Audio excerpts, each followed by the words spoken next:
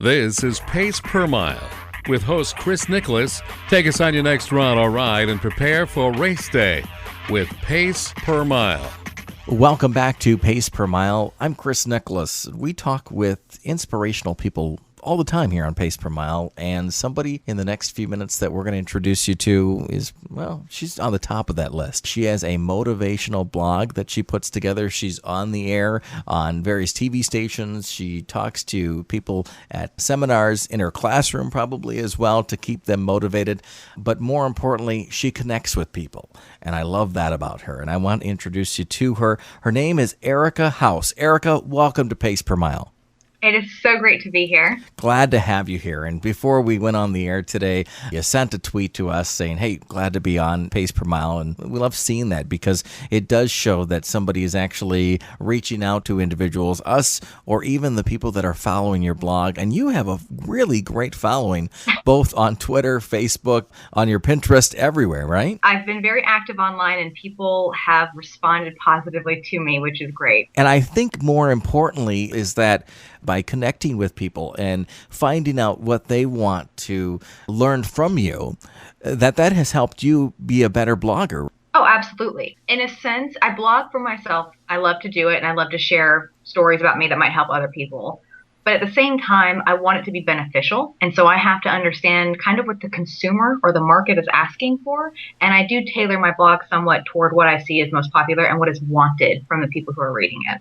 Now, you have not been a blogger for very long. No, it'll be 2 years in May. Your motivation to get healthy, help others, and motivate them came from a transition in your life in 2006 where did you just wake up one day and say, I'm going to be fit? Because at that point, you were overweight. Yes, my BMI was morbidly obese. It was about 31. And like many of us out there, we do have that. I'm going to run a little bit. I'm going to try to lose weight. I'm going to exercise. And you didn't stop there. And now we're talking to you today. And you really are one of those ambassadors of fit. Take us back and tell us the story about 2006. You were a smoker. You had mentioned you were overweight. You weren't eating healthy, and your life changed. Growing up, I always kind of struggled with weight. I was typically normal weight, but I had bouts of becoming very, very chubby in middle school, and then I lost the weight. And then once I turned 21, I started drinking and going out all the time, and all the fast food that comes along with drinking until 2 o'clock in the morning,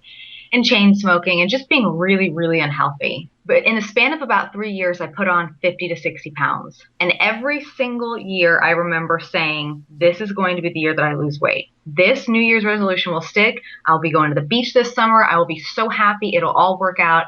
And it never, ever did. Finally, one day, I wanted to take before photos of myself. And so in my underwear, maybe a bathing suit, and I took a front and back shot. And this was at my heaviest weight, which was about 170. And I uploaded them. And as soon as I saw from behind, I immediately started crying. I deleted the photos, which I regret to this day to not have. It just was so tangible all of a sudden what I really looked like. Because when the weight comes on, your brain kind of can take a while to adjust to how you look when you lose or gain a significant amount of weight. So I knew I was overweight, but at the same time, I didn't know it. It was a very weird dichotomy. So I'd gotten up to a size 16, but it didn't feel like that to me. I mean, it was a disconnect. But then when I saw those photos, there was no denying it. And the very next day, I think I started working out. The main thing I changed at first was my diet. And then I got to exercising regularly. And it took me about 2 years to lose the 50 pounds. So it was a very, very slow process, but it was a healthy way to lose weight for me. I think you bring up a very valid point. You have a psychology degree, right? Yes. Sometimes when we talk to others, they just say what we want to hear. Oh, yeah. But it might be something where we really just need to look at it ourselves. Yes. And I've posed that question on my blog before, where is it ever appropriate to say something to somebody you love about their weight? Because it is such a touchy subject, because you don't want to hurt anyone's feelings. But when you're genuinely concerned about their weight and their longevity and their ability to enjoy life for a very long time, I think it is okay to say something, but how you say it, I have not figured that out yet. How you can say it without offending somebody. For me, it was a deep down, I knew that I needed to make a change. It's overwhelming for most people, the thought of where do you even start? Because you can read 100 different books and get 100 different opinions on what you should eat and what not to eat and how to exercise. And my main focus is to just make small changes. Every single day, you make a simple decision to work out or not. You make a decision to eat healthy or not. So it's just one decision at a time you need to take it and not get so overwhelmed with thinking, I have to lose 50 pounds. And you must have had your stumbling blocks as well, though. I don't really remember hitting any specific stumbling blocks because I think what happened is that I started to lose the weight and about 20 pounds into it, people started to recognize it. And then once I started getting the feedback from friends and family of, oh my gosh, you look great, what are you doing? Then that really motivated me to keep up even more what I was already doing. And then when I realized how amazing it made me feel, it was just profound. So I don't actually think I really hit any stumbling blocks because I was just so happy for the first time in years. You not only decided to lose weight, and you were losing weight, but I believe you actually became a vegetarian prior to this then. It was about the same time. Did you feel that you needed to make that change, or because of that change, things went a lot easier? I decided to become a vegetarian split evenly between issues for animal rights and dietary. I think becoming a vegetarian may have helped me lose weight only because I was being forced to become more creative in the kitchen. Prior to being vegetarian, every single dinner would be pasta or hamburgers or just some really meat or carb-based meal. And then after becoming vegetarian, I had to change that. And I started to eat more vegetables just because, you can't eat meat anymore. You got to eat something else new. And just had more fun experimenting with new meals and ideas. And so I don't think becoming vegetarian would help anybody lose weight in essence, but it helped me have more fun with food, which definitely helped me. Before we started the interview today, you had mentioned that you were thinking about becoming a pescatarian. Can you tell us reasons why and exactly what that is? Well, as a vegetarian, I get into debates all the time, not by my own choosing, with people who are meat eaters who try to find out why I'm a vegetarian and, you can't get these kinds of fats and proteins and this and that. And I do have my master's in psychology, and my focus is on experimental design and analysis. So I'm a research girl. So I've done my research, and looking at it, I think that the truly healthiest diet that I could adopt would be pescatarian. Because as a vegetarian, it is very, very difficult to get certain types of omega-3 fatty acids and protein sometimes. And a pescatarian diet would just add significant value to my nutritional needs because I also try to avoid processed foods. And as a vegetarian, I do eat a lot of the fake meats and the tofurkey and stuff like that. And it's delicious. But I would like to find more natural sources of protein. And I think fish would be excellent for that and the healthy fats. Just listening to you, I hear this excitement about not only your dietary changes, but your health in general. If I were to talk to you back in 2005 or 4, would I be talking to the same person? I am a completely different person, thankfully so, than I was back in 2005. I was a epitome of a hot mess. And the Couch to 5K program that we are hearing more about out there is part of what motivated you, but then you decided to step out on your own and do even more on top of that. I wanted to get into running because I could never do it before. And I was either just so overweight or just so out of shape. Running seemed like the ultimate goal for me. I mean, if you think of a runner, you have all these stereotypes of like, oh, they must be fit and they eat right and they probably have a good job and money and all this stuff just because runners just have all their crap together. And so I wanted to be a runner. And I was looking around online for ways to start running and I came across Couch to 5K and it just seems so doable. I mean, anybody can run for 30 seconds and walk for 30 seconds a couple of times. That's all it takes to start. And so that's what I started to do. And I followed it kind of loosely for a couple of weeks. I progressed through it maybe a little bit quicker than it says to, but I had already been working out for about 2 years beforehand. So I was already at a low, healthy weight and I'd been working out at home with home DVDs. So I was already had a decent base level of fitness to kind of go through it quicker than normal people might have. And you had your father giving you some advice because he's a runner as well. He is. He started running in middle school for me. So maybe 98, 99. I think he did his first marathon in like 2007. When I first started running, I think he might have given me some advice, but I don't think he took it seriously that I was actually going to 2 years later be a marathoner. We since talk about running all the time. I mean, there's nobody else that I can text a photo of my new blister to besides my dad. And I can't think of a conversation we have that doesn't involve running. And this year, that culmination of sending an email, texting dad, finally the two of you met on the race line and you towed the line and you ran your first half marathon together. It was amazing for so many reasons. I ran my first marathon in November. So I'd taken a couple weeks off, and my brother got me the race entry for Christmas, and my mom got one for Dad. So we found out Christmas Day that we were going to be running this together, and we were very excited because he and I both have battled different injuries. And so he hadn't raced for last year, so it was exciting for him to be able to be on the race again.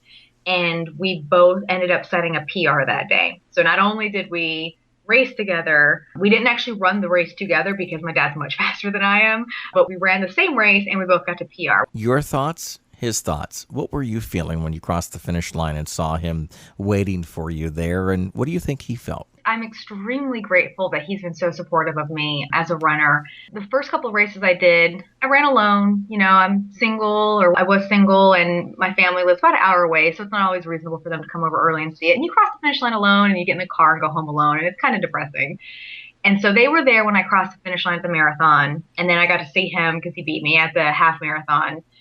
And it flashes me back to middle school and elementary school on field days, because he is the one who is just clapping the loudest, you know, telling me, give it your all. You're almost there, girl. Just get to the finish line.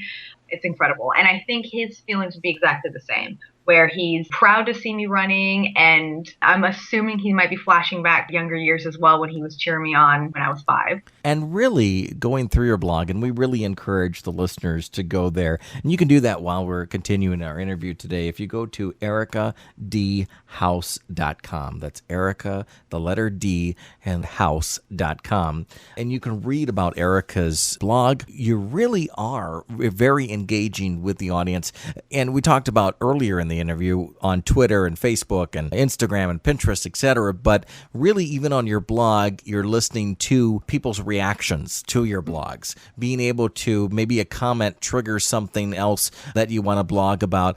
And out of all of these blogs, what was your favorite blog that you got to blog about, and sort of the reaction from your fans? There's probably a couple, the one or two that stick out. I did a post called the breakup post, and the first maybe 8 or 9 months that I blogged, I never missed a single day of blogging. And then I missed one day, and it was because we had broken up that morning. So the next day, I knew I had to address it on the blog, because all of a sudden this figure that was prominent on the blog is gone, and people were going to want to know why. And I'm an extremely open person. And so I was like, well, I'm going to do my first video blog.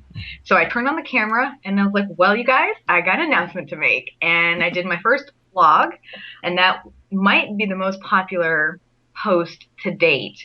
And it has, I think, over 100 comments on it now, because in the video, I'm very candid about, you know what, this really sucks, but I've been through it before. Chances are I'm going to go through it again. I'll live. And I want to use this as an example to show other women that it's okay to be single and that life will go on.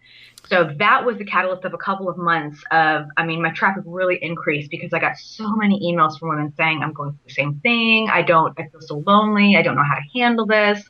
Just kind of looking for guidance, and more so just wanting to talk to somebody. I mean, when you find out that you're going through something that somebody else is, you're immediately connected and you just feel better. Even if you both hate your life, you're hating it together, and it makes it a little bit easier. And we could do an entire show on just relationships, but that really does not only set the bar higher for the next relationship that you're looking for, but also I think from a fitness standpoint, it also drives you a little harder into running harder and exercising more and filling that time. The day after we broke up, I went and I shaved about 7 minutes off of my prior 5K PR. I mean, and granted, at the time, I had just started running. So my PR before was like maybe a 37-minute 5K. And then I think I did it in like 29:45 or something crazy.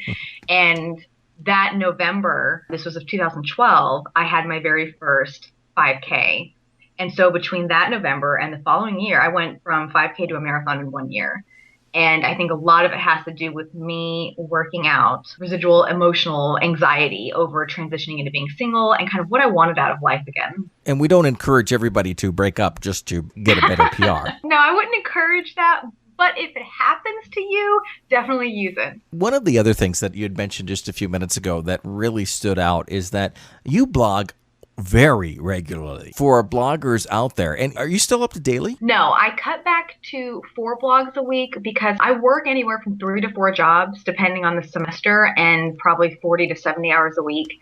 So at the height of that, when I was marathon training, I worked full time. I taught for 2 different schools, and I did the blog, and I do freelance work. I cut it down to 4 days a week instead of 5. I thought that was reasonable. For other bloggers that might be listening to the program today, what's some advice that you could give to them? Because initially I thought, wow, she's blogging every day. Is there enough to blog about? I'm actually kind of running into that now. I knew when I started the blog that I wanted it to be more of a website with articles than what people think of a traditional blog at. Because you think of it like a live journal or a diary or something. And mine is to an extent. So I have an editorial calendar every month. I will write in topics for the month. Mondays and Fridays, I always do the same thing. I do a weekend recap on Monday, and then Fridays, I do a fitness Friday. So I kind of talk about my exercise for the week. But then Tuesday, Wednesday, and Thursday, I try to come up with things that are genuinely like health articles, not just some, this is what I did with my day kind of blog. I find that that is going to give me much more material in the long run than it would be of just kind of what's called live casting my life.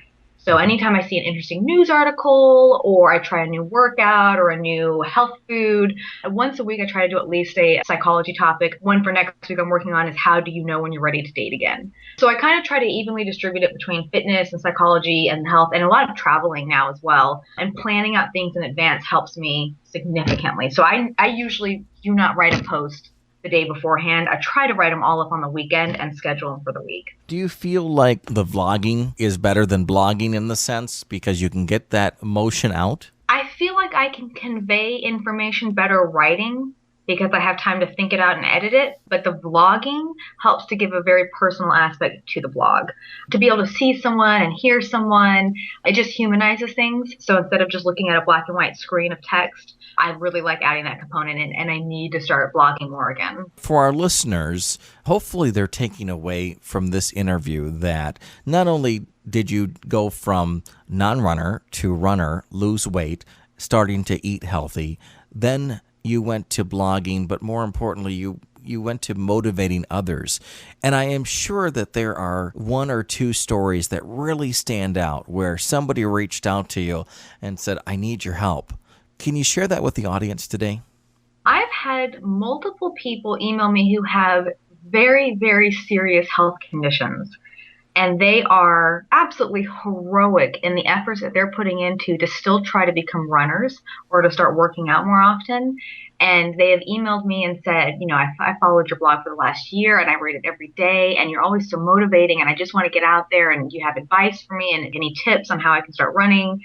It just overwhelms me. I mean, anytime I even think about complaining about my run for the day, I can think about these people who have very serious health concerns and they're wanting to do anything in the world to make themselves be able to run. And even in addition to that, I get a lot of emails from women who are just very, very unhappy. And it absolutely breaks my heart. I've been a teacher for 7 years at the college level, and then I've been doing this for 2.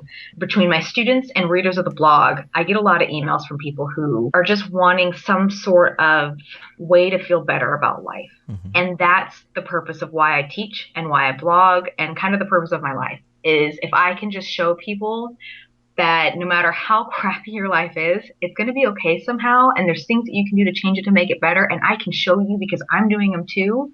That's my goal. And every single email that I get from somebody like that, I save.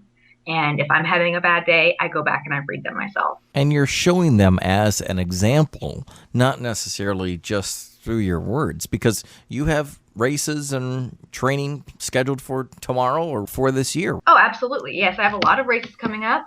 I struggle with my own issues still. I've had health issues for the last years. I was recently diagnosed with a Hashimoto's thyroid disorder in April. And the number one symptom of that is excessive fatigue. I've been battling that, but I still manage to work out 5 or 6 days a week. I just wrote a blog post that went up today that's had a great response of finding the balance between when being so focused on healthy becomes unhealthy. So everything that I go through internally, I share on the blog because I know it's going to help somebody else. Tell us a little bit about that blog so listeners can go there and thus read it. Last year, I was single for most of the year. And when left to my own devices, I can work 7 days a week from the second I get up until the second I go to sleep on any one of the number of jobs that I have. And I don't think twice about it. And I get up, for marathon training, I was waking up at 4:30 and I was running sometimes 8, 10, 12 miles during the week, and then working full time and then teaching a night class and then coming home and blogging or writing over and over and over and over again. And my body was finally starting to say, you need to stop. Cognitively, I was fine. And that's the problem of being a psych major, and as rational as I usually try to be, is that I could see, I can handle this. I've got X amount of hours, I can get it done. But physically, my hormones were completely out of whack. So I was getting regular blood work for my thyroid disease, and the doctor said, yeah, you have literally zero estrogen. None at all. They weren't sure what caused it. They thought maybe it's a pituitary tumor, or maybe it's something else. So I did, of course, my own 100 hours of research and found running can screw with women's hormones a lot. Excessive cortisol because of stress can screw with it a lot. And so the blog post today was me coming to terms with that. In the last 2 months, I haven't been running as much because marathon training's over. I've been dating somebody again who's wonderful. And so I've been working less and having more fun in life. And my hormones have regulated themselves again naturally without any sort of over-the-counter or prescribed medication. Now that I realize my body's telling me, yeah, you're doing the right thing, I wanted to share that. What's the motivating factor for you personally that keeps you going every single day as we wrap up the interview? I can vividly remember what it feels like to be overweight and to be ignored and to be treated poorly because people assume that you must be lazy or gross or have bad habits or something like that. And I did not love myself when I was that size. And I don't ever, ever, ever want to feel that way again. And I don't want anyone else to feel that way again. So that's my motivation every day to get up, is to do whatever I can to take care of my body, to remind myself that I'm worth it, to give myself the energy that I need to help others. I would say that's my main motivator. Erica House, you have this resume that's just longer than life. You're a certified personal trainer. You're a Fitfluential ambassador. You're another ambassador for some other groups. Just give us that laundry list. And this is a way for you to pat yourself on the back, but more importantly, for our listeners to know that in the words that you're talking about, in the words that you type on your blog, that you really do know what you're talking about. Tell us about your qualifications. I have a lot of personal experience that have given me insights onto these topics, but I do have the formal education as well. I'm kind of addicted to learning. If I had my way and I won the lottery, I would just collect degrees. So I have my bachelor's and master's in psychology. I'm a certified personal trainer through the American College of Sports Medicine. I'm a certified intuitive eating counselor. I am an ambassador for Fitfluential and for Royal Hawaiian. I have worked with numerous health brands. I have been invited on press trips to travel to places like Breaks Interstate Park in Kentucky. My dad and I got to go spend a week there to just be outdoors and kind of advocate the utility of being back to nature and for health reasons and emotionally and physically. I've been on Fox News in Orlando for a diet bet. I've been on Huffington Post Live when they were talking about tanorexia, an obsession with tanning, which I used to have. Kind of been all over the place. For our listeners that want to connect with you, how can they do that? By following my blog, Erica D. House. You can email me at erica@ericadhouse.com anytime. I honestly respond to every single email. If you leave a comment on my blog, I respond to every single comment on my blog. If you take the time to put your thoughts down or ask me a question, the least I can do is return that favor to you. Without an assistant? No, absolutely not. Unless you count my cat, but he's pretty lazy. And I think you vlogged about your cat, too. Oh, all the time. He's a jerk, but I love him. He was born with feline AIDS, so he's my little special baby. He's 7.5. We got to work on his diet a little bit. He's a little overweight, but he's my baby. Well, for our listeners, definitely go to ericadhouse.com. Go on Facebook, search for Erica House. You'll find her, or just right from the links from your blog. And Erica, It was not only a privilege to have you on the show today for us, but you're inspiring others. And so we would like to make you a People Inspiring People Award recipient. And what that simply means is that with Always Advancing Metals, we have teamed up with them, and we're going to send you another medal for your collection. And that's a way for us to show you that, well, maybe you don't always have to cross the finish line of a race, but you know what? You inspired others and you made it a goal to inspire others. So congratulations. I am absolutely honored. Thank you so much. And Erica, we would love to have you back on the show in the future regularly. At that point, you have a lot of knowledge, so the door is always open, and we'd love for you to walk through that. I will absolutely do that. Erica House, our guest here on Pace Per Mile. Check out her blog, ericadhouse.com. That's where you want to go right after this interview if you have not gone already. And Erica will touch base with you in the future. For now, I'm Chris Nicholas, and you've been listening to Pace Per Mile. Thanks for listening to this week's Pace Per Mile show. For more on the latest news, reviews, and more, check out pacepermile.com. Like us on Facebook and join in the conversation on Twitter. Until next week, keep putting in the miles and keep your goals high.